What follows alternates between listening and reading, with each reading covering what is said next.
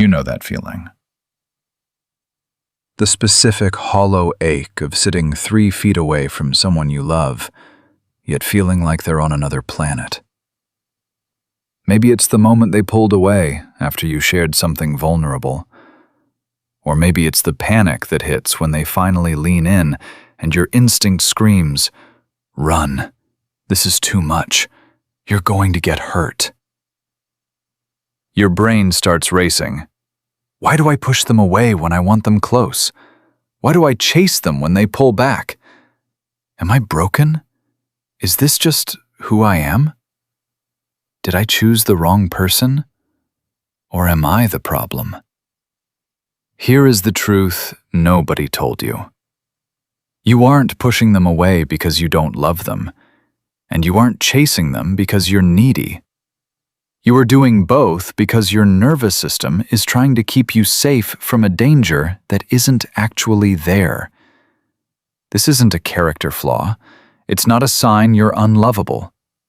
Every couple that has ever loved deeply has stood exactly where you are standing right now.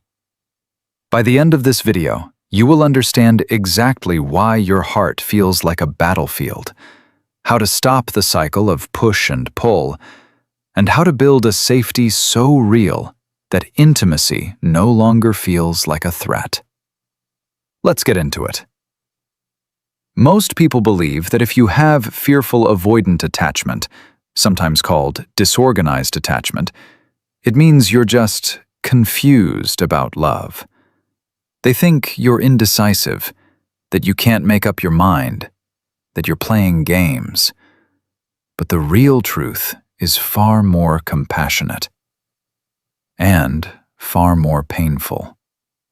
Fearful-avoidant attachment isn't confusion. It's a collision. It is the simultaneous, conflicting desire for deep connection and the terrified instinct to protect yourself from it. Your nervous system is reading love as danger, because for many of us, the people who were supposed to soothe our fears were also the source of them. So when safety leaves a relationship, the love doesn't disappear. It goes underground. It hides behind walls built not to keep people out, but to keep the chaos inside from spilling over. What looks like stonewalling is usually someone who has been so overwhelmed for so long that silence is the only protection they have left. What looks like clinging is usually someone screaming, "Please don't leave me alone with this fear." When you understand this, you stop seeing your partner or yourself as the enemy. You start seeing 2 nervous systems trying to regulate each other, failing and trying again. This isn't about fixing a broken person. It's about teaching 2 scared parts of yourself that it is finally safe to come home. First, let's talk about the safety of distance.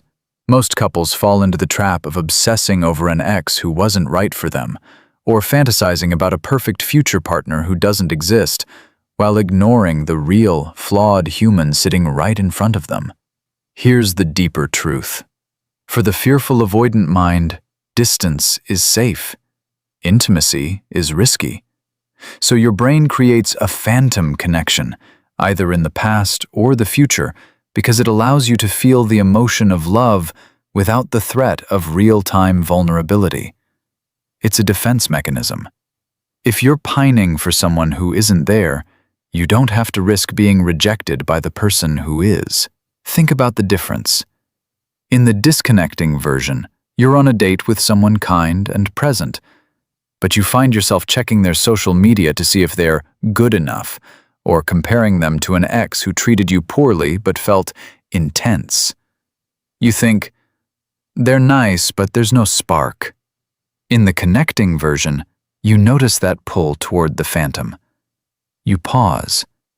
You say to yourself, I'm feeling safe right now, and that feels boring to my nervous system.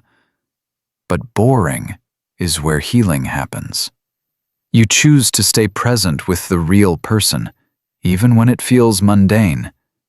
And when you do that, the fantasy loses its power, and the real person in front of you starts to feel like someone you can actually build a life with. Second, we have to address the intimacy hangover. Most people in relationships think that inconsistency means lack of interest. They believe that if someone pulls away after a great weekend, they must not care. But here's the part no one talks about. For the fearful avoidant, closeness triggers a biological alarm. After a moment of deep connection, your nervous system spikes with cortisol. It's not that you don't love them. It's that you've hit your intimacy ceiling, and your body is forcing a retreat to regulate. It's an intimacy hangover. You pull away to breathe. Then, once you're safe in your distance, the longing returns, and the cycle repeats. Let's look at how this plays out. In the disconnecting version, you have a beautiful, vulnerable night together. The next morning, you feel anxious and irritable. You snap at your partner for leaving a cup on the counter. They feel confused and rejected. You think, "See, I knew this wouldn't work." In the connecting version, you wake up feeling that urge to withdraw. Instead of snapping, you name it. You say, "I had such a close connection last night, and my system is feeling a bit overloaded today. I need some quiet time to recharge, but I'm not pulling away from us." Your partner hears, "I need space," not, "I'm leaving." That's the shift that turns a relationship that feels like a negotiation into one that feels like a refuge. Third, consider the preemptive strike. Most couples believe that arguments are about the dishes, or the tone of voice, or the late arrival. They think they're fighting about logistics. But beneath the surface, the fearful avoidant partner is often running a subconscious test. If I act difficult, will you still stay? If I push you away, will you fight for me? It's not manipulation. It's a desperate attempt to prove that your love is stronger than your fear. You are trying to control the abandonment you expect by triggering it yourself so you can survive the impact. Here is the contrast. In the disconnecting version, you feel insecure. So you pick a fight about something small. You say, "You never listen to me." When they try to explain, you shut down. Their brain registers, "Nothing I do is right. I should just give up." In the connecting version, you feel the insecurity rising. You recognize it as a test. You stop. You take a breath.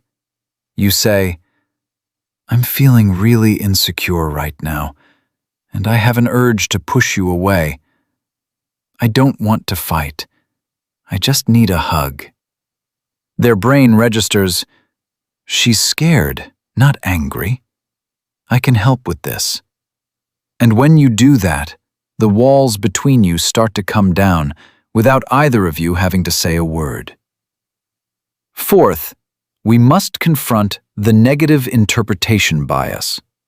Most people assume that if their partner is quiet, they are upset. If they are busy, they are disinterested. We project our internal state onto their external behavior. For the fearful avoidant nervous system, ambiguity is dangerous. Your brain is like a smoke detector that can't tell the difference between burnt toast and a house fire. A neutral face looks like anger. A delayed text looks like rejection. You are scanning for danger because, historically, danger was unpredictable. So, you react to threats that aren't there. Let's see this in action. In the disconnecting version, your partner is quiet after work. You immediately think, "They're mad at me. What did I do?" You become clingy or defensive. They feel suffocated and withdraw further. The prophecy fulfills itself. In the connecting version, your partner is quiet. You notice your heart rate spike. You ask yourself, Is there evidence they are mad, or am I assuming? You say, "You seem quiet. Everything okay?"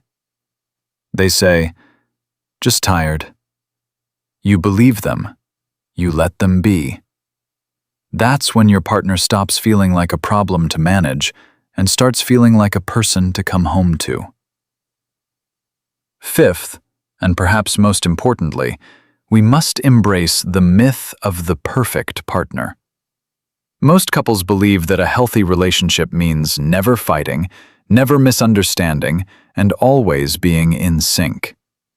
They think conflict is a sign of incompatibility. But here's what nobody explains. For the fearful avoidant, the goal isn't to avoid conflict. The goal is to survive it. Healing doesn't happen when everything is perfect. It happens when you rupture, and then you repair. Every time you disconnect and then successfully reconnect, you rewrite your nervous system's belief that conflict equals the end. You learn that you can be angry or scared or distant and still be loved. Consider this shift. In the disconnecting version, you have a disagreement. You feel shame. You think, "This proves we aren't meant to be." You detach emotionally to protect yourself. The rift grows. In the connecting version, you have a disagreement. You feel the shame. You stay. You say, "I'm struggling right now, but I'm not leaving. Can we take a break and come back to this?" You return. You repair. Your brain records, "We fought. We survived. We are still here." This isn't a communication hack. This is what it looks like when someone has learned to love without losing themselves in the process. Listen to me closely. Healing fearful avoidant attachment isn't about becoming a different person. It's not about suppressing your needs or forcing yourself to be chill. It's about expanding your capacity for safety. It's about teaching your nervous system that the person in front of you is not the person from your past, that this moment is not that moment. This isn't a checklist. It's an invitation to show up differently, to pause before you pull away, to speak before you shut down, to choose curiosity over fear. When you internalize this, you stop reacting and start responding, and your partner will feel the difference before you've even said a word. You are not broken. You are becoming. Real intimacy doesn't start when you find the right person. It starts when you decide to become one. If this resonated with you, if you felt seen in these words, please share this with someone who needs to hear it. Subscribe for more deep dives into the psychology of love. And remember, you are worthy of a love that feels safe. Thanks for watching.